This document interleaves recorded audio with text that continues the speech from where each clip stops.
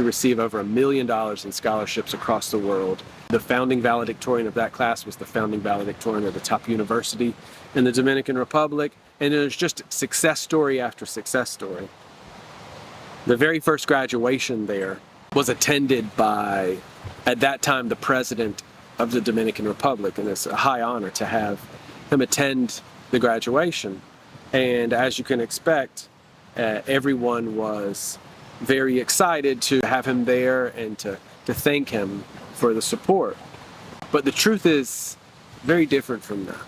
It's not that we weren't appreciative of him being there, but the truth is the support that we received was not tangible.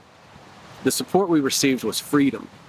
And the reason that that school was able to thrive was not because anyone from any government agency had provided us with tools, resources, training, or structures that would have helped us to thrive, but instead they had allowed us to operate, to experiment, to try new things. We were the first school in the country to operate at a full 8-hour day. We were the first school in the country to reshape the sequence of the sciences, to offer a full engineering and architecture program. One of the first in the country in a public setting to offer a 5-hour plus of English in addition to French. We offered a plethora of elective courses, and our students would come there from sometimes 7:30 to 5 o'clock wanting to learn because they loved it there. They loved that feeling. I remember one of the early technicians that came to visit the school, and a technician is a sort of a school auditor. And they came, and one of the first questions they asked was, I don't see any walls around here. I don't see any fences around this big campus. How do you keep the kids in? Which is an interesting question, but is a common problem here. Many students in the country felt like school was something that was imposed upon them rather than a place that they loved to go. And our headmaster or director at the time said, but we don't have to keep them in. Our kids want to be here. And, you know, that whole feeling has resonated with me all the time, that if kids love being in the space, that their capacity to take on challenges is unlimited. And they're going to be willing to try new things and collaborate and get outside of their comfort zone. And just like what I talked about with the counseling, if you're able to adapt your needs or expectations around the kids' needs, you know, then you can have this real feeling of success in the school.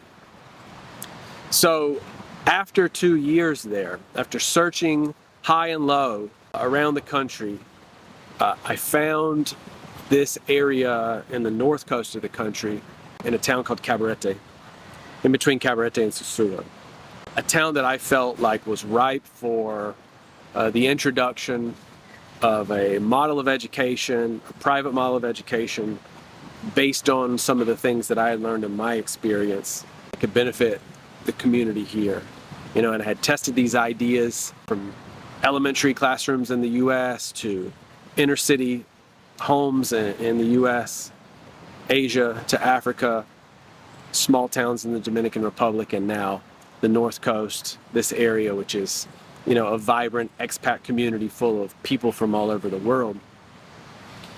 And my experience in working with the government at the Gifted and Talented School in Salcedo, and the fact that we had hardly any kids in our first couple of days, led me to need to explore a way for us to operate legally without going through the government structures.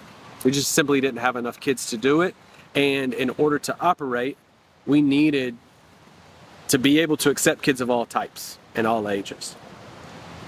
To go back a little bit, let me talk about finding this property.